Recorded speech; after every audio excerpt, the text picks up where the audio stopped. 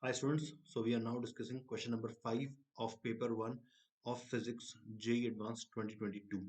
So this question says that at time t equal to 0 there is a disk of radius 1 meter and it starts to roll without slipping on a horizontal plane with an angular acceleration of this much. So I'll draw a horizontal plane and on this plane I will draw a disk, okay, and this disk has started to roll with an angular acceleration of this much. So there is some angular acceleration and this value is given to be 2 by 3 radian per second square. Okay, now a small stone is stuck to the disk at t equal to 0. It is at the contact point of the disk. So here is the stone, okay, and this is t equals to 0. Okay, now the question says that at a later time t, the stone detaches itself and flies off tangentially from the disk. So let's talk about this statement. So after some time, okay, let's say after time which is equals to root pi seconds, the disk would have shifted, the center of the disk would have shifted by some amount, and at the same time the disk would have rotated by some amount, so that this stone will probably lie somewhere here, such that this angle is theta and theta will be the angle rotated by the disk. So theta can be calculated by using omega naught into t plus half into alpha into t square. But since omega naught is 0, we will only go with half alpha t square. Alpha is 2 by 3 and t square will become pi, as the value of t is root pi. So this turns out to be pi by 3. So basically this disk has rotated by an angle of 60 degree right now. Now the question says that the particle flies off tangentially from the disk. Now this statement is a little bit not correct, but I am pretty sure that more than 95% of the student would interpret the situation as the particle is flying off in this direction. But notice that this will not be the net velocity of the particle. Okay, the particle will have a velocity in this direction also, which is because of the translation of the disk. So this particle will have two velocity, omega r and omega r.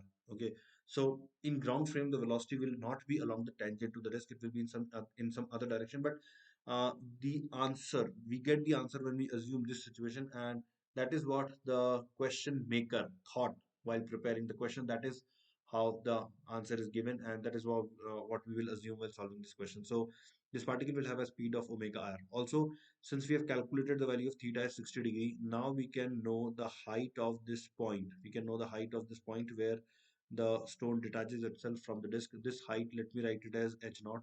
So it's pretty simple to write h naught. It will be r minus r cos theta, which turns out to be r by 2, and r is given to be 1 meter, so that's 0.5 meters. So this is the height at which the stone detaches itself from the disk. Now once it detaches itself, then the stone behaves like a projectile. So we can say that stone is a projectile having the uh, the velocity as these two vectors. So the resultant velocity will become the velocity of projection. So if this angle is theta, then this angle will be theta, and this angle will also be theta, which basically means that this angle is theta. So if I need to know the vertical component of projection, let me call it as uy, then this will turn out to be omega r into sine theta, and similarly, the horizontal component will turn out to be omega r minus omega r cos theta. Okay, so right now I'm interested in only the vertical component because we have to talk about the height attained by the stone as measured from the plane. So the height that we are looking to calculate will actually be h naught plus the height attained by the projectile, the maximum height attained by the projectile. So we should be writing h naught plus uy square by 2g, which basically means h naught plus omega r sine theta and square of this divided by 2g. Okay, there's one aspect that I haven't talked about yet, the value of omega. So the value of omega will be given by alpha into t. Alpha was 2 by 3 and t is root pi. So when I put here in this expression, we get omega square, which is like 4 by 9 into pi, r square, which is like 1 only, 1 square, sine square theta, so that would be root 3 by 2, root 3 by 2 square. So I'll directly write it as 3 by 4 and 1 upon 2g, that's 20. Okay, so h naught we already know it was half. So now we'll calculate this. 4 gets cancelled.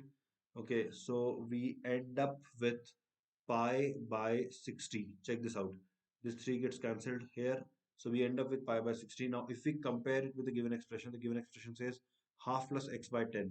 So that would mean that x by 10 actually represents pi by 60, which means that x is represented by pi by 6, which is 3.14 142 maybe divided by 6, which turns out to be around 0.52. Okay, so that will be the answer to this question. So I hope you have understood this question. It was a straightforward question, I would say. Hope you like the solution, guys. Take care. Bye bye.